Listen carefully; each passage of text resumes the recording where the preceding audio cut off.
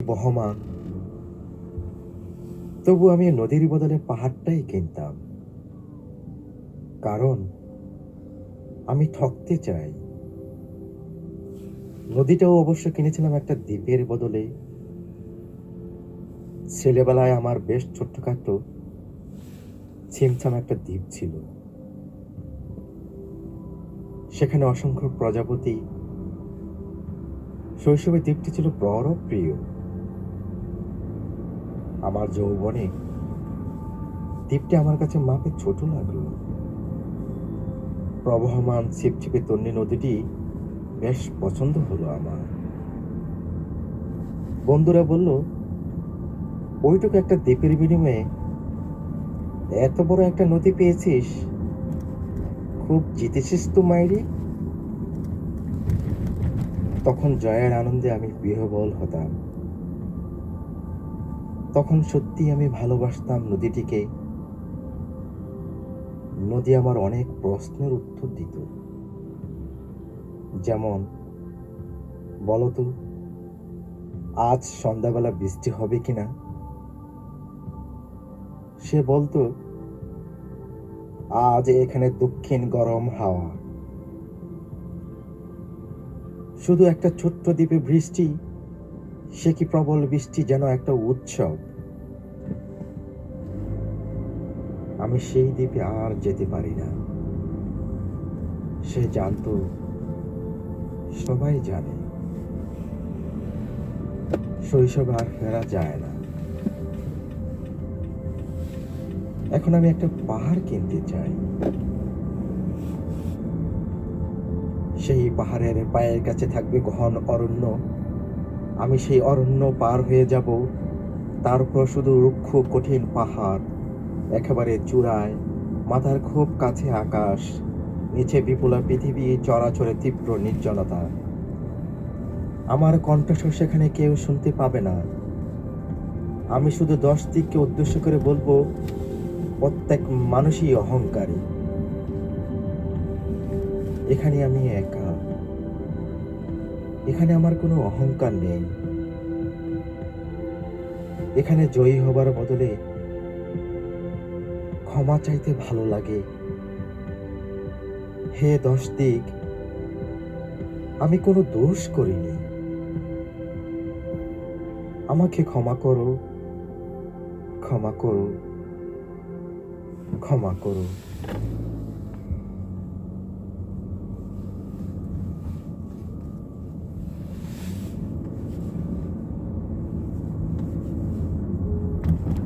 কতবার যে আমি তোমাকে স্পর্শ করতে গিয়ে গুটিয়ে নিয়েছি হাত, সে কথা ঈশ্বর জানে।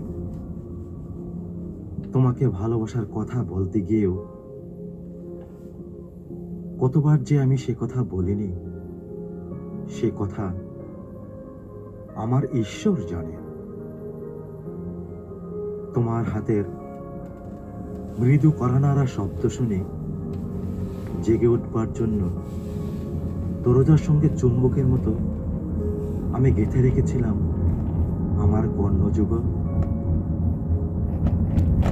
তুমি এসে আমাকে ডেকে বলবে, এই ওঠো, আমি আমি আর আমি একই শুনলাম।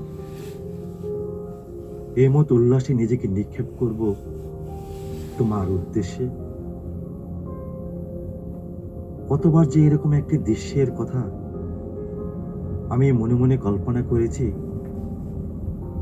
সে কথা আমার ঈশ্বর জানেন। আমার চুল পেকেছে তোমার জন্য।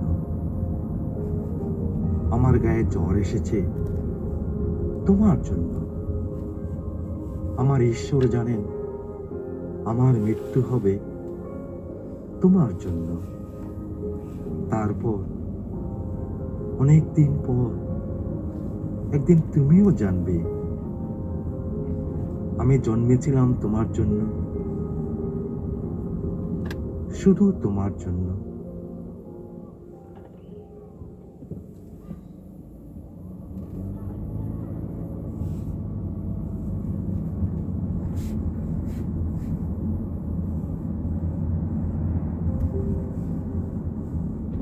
আজও আমি বাতাসে লাশের গন্ধ পাই, আজও আমি মাটিতে মৃত্যুর নগ্ন নৃত্য দেখি, দুশ্চিতার কাতর চিৎকার শুনি, আজও আমি তন্দার ভিতরে।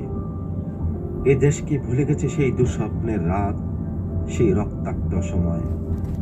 বাতাসে লাশের গন্ধ বাসে, মাটিতে লেগে আছে রক্তের দাগ, এ রক্তমাখা মাটির ললার ছুঁয়ে একদিন যারা বুক বেঁধেছিল, জীর্ণ জীবনে পুজে তারা খুঁজে নেয় নিষিদ্ধ আধার। আজ তারা আলোহীন খাঁচা ভালোবেসে জেগে থাকে রাত্রের গুহায়। এ যেন নষ্ট জন্মের লজ্জায় আড়ষ্ট কুমারী জননী। স্বাধীনতা এ কি তবে নষ্ট জন্ম? এ কি তবে পিতাহীন জননীর লজ্জার ফসল? জাতির পতাকা আজ খামছে ধরেছে সেই পুরনো শুকুন।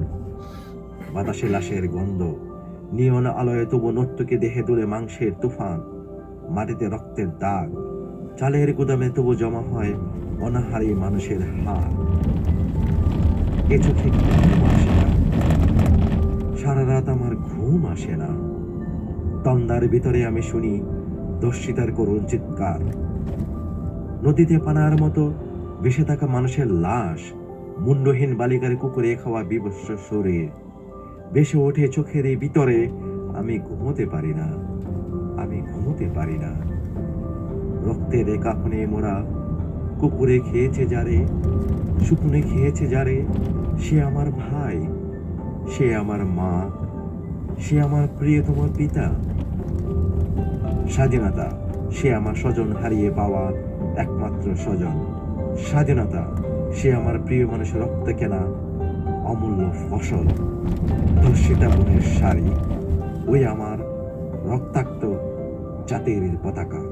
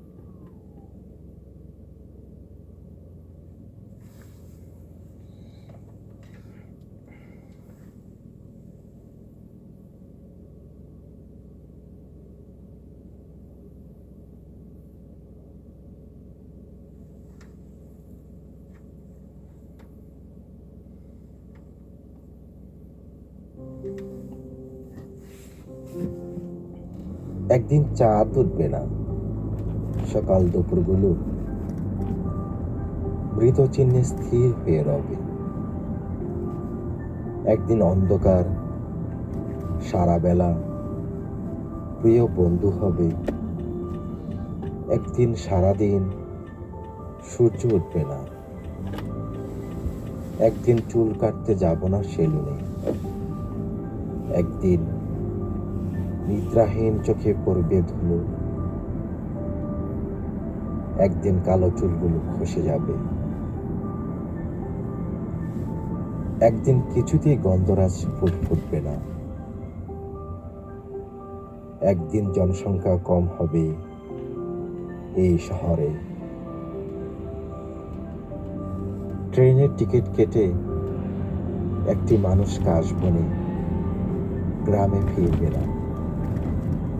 একদিন পরাজিত হব। একদিন কোথাও যাব না। শূন্য স্থানে তুমি কিংবা অন্য কেউ বসে থেকে বাড়াবে বয়স। একদিন তোমাকে শাসন করা অসম্ভব ভেবে পূর্ণিমা রাত্রে মরে যাব। একদিন সারাদিন কোথাও যাব না।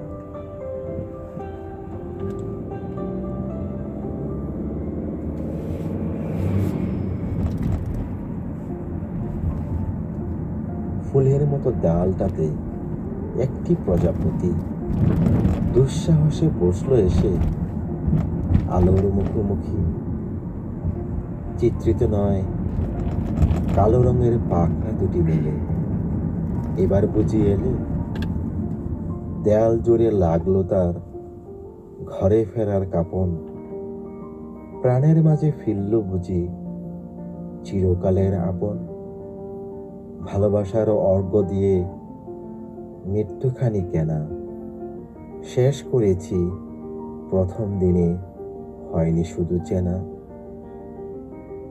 চোখের পাশে দেয়ালটিতে বসলে তুমি যেই, হঠাৎ চেনা পাখার রেণু আঙ্গুল ভরে নেই।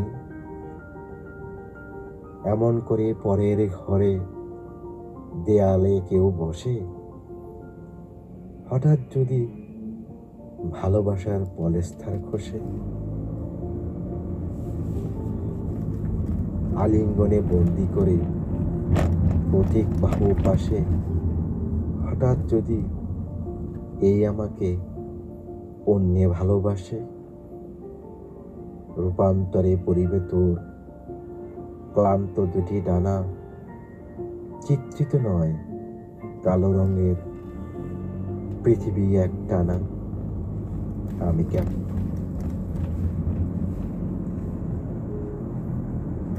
কেউ জানে না আমার কেন এমন হলো। কেন আমার দিন কাটে না, রাত কাটে না। রাত কাটে তো ভোর দেখি না। কেন আমার হাতের মাঝে হাত থাকে না।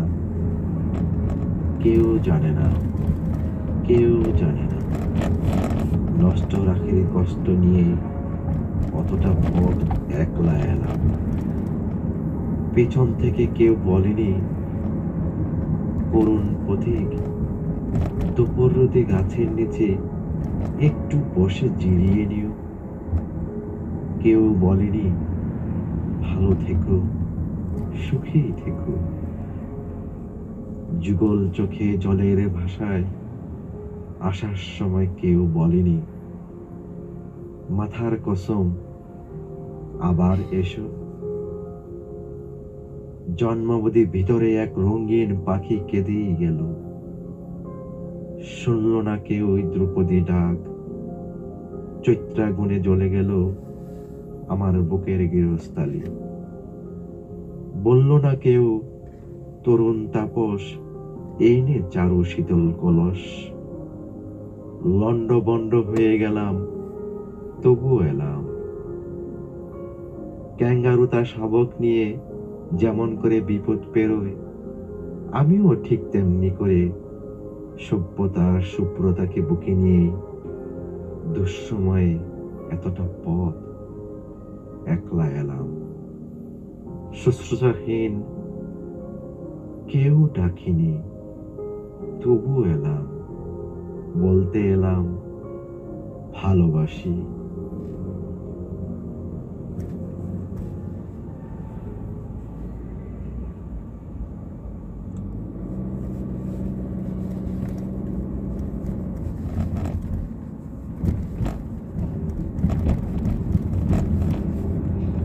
ভিতরে কেউ কাঁদছিল, তখন থেকে কাঁদছিল, সেই তখন থেকে, যখন আমার সাজানো এক ঘর ছিল, যখন তার দরজা থেকে বিরাট তালা জ্বলছিল।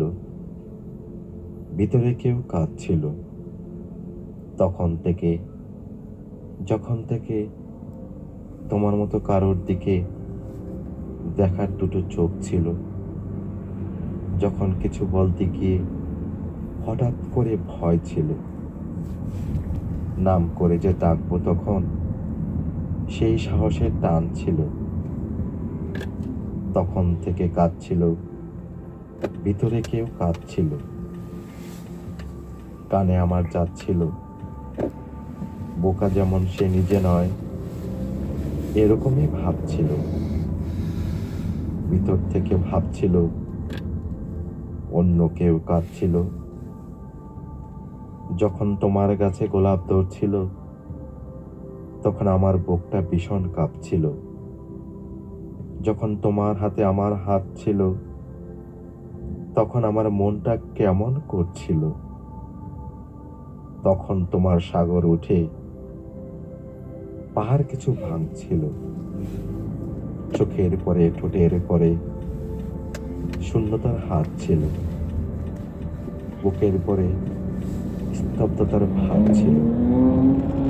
বেলার আগে বেলা পড়ে যাচ্ছিল, তোমার দেখা পাবো কিনা সেরকমই ভয় ছিল। ভেবেছিলাম আলাদা কেউ কাঁদছিল। তারপরে যে এগিয়ে এলে, শূন্যতাকে সরিয়ে দিলে, স্তব্ধতাকে গড়িয়ে দিলে, দরজা খুলে দেখিয়ে দিলে, আঙ্গুল তুলে দেখিয়ে দিলে আমার মধ্যে একলা আমি। তখন থেকে কাঁদছিল।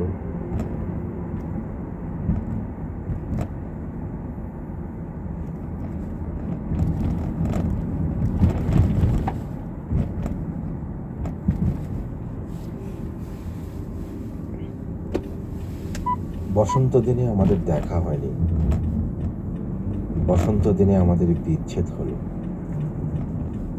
আমার ও অরুণার প্রেম ছিল সিংহের কেশের মতো গুরু গম্ভীর। আমার অরুণার প্রেম ছিল, সে কথা বলা হলো না। আমার ও অরুণার প্রেম ছিল ভারত ও বাংলাদেশের সীমান্ত নদীর মতো ভয়াবহ উশৃঙ্খল। আমার ও অরুণার প্রেম ছিল, সে কথা বলা হলো না।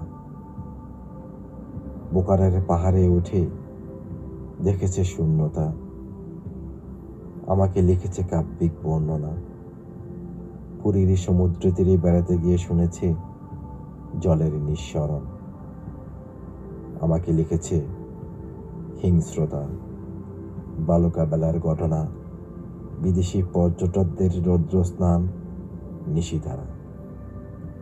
লিখেছে তোমার কথা খুব মনে পড়ছে, শরীর ভালো তো? নরেশ গুহ গত ক্লাসে বোদলেয়ারের কবিতা ব্যাখ্যা করেছেন। বুদ্ধদেব অনুদিত প্রিয়তমা সুন্দরী তোমারে, এবারের বসন্ত উৎসবে আমি কোথাও যাইনি, সারাদিন ঘরেই শুয়েছিলাম। দেখেছি প্রজাপতি, দেখেছি মাছি ও টিকটিকের সঙ্গম প্রণালী। তুলনামূলক আমার ও অরুণার প্রেম ছিল সিংহের কেশরের মতো গুরু গম্ভীর। আমার ও অরুণার প্রেম ছিল, সে কথা বলা হলো না। বসন্ত দিনে আমাদের দেখা হয়নি, বসন্ত দিনে আমাদের বিচ্ছেদ হলো।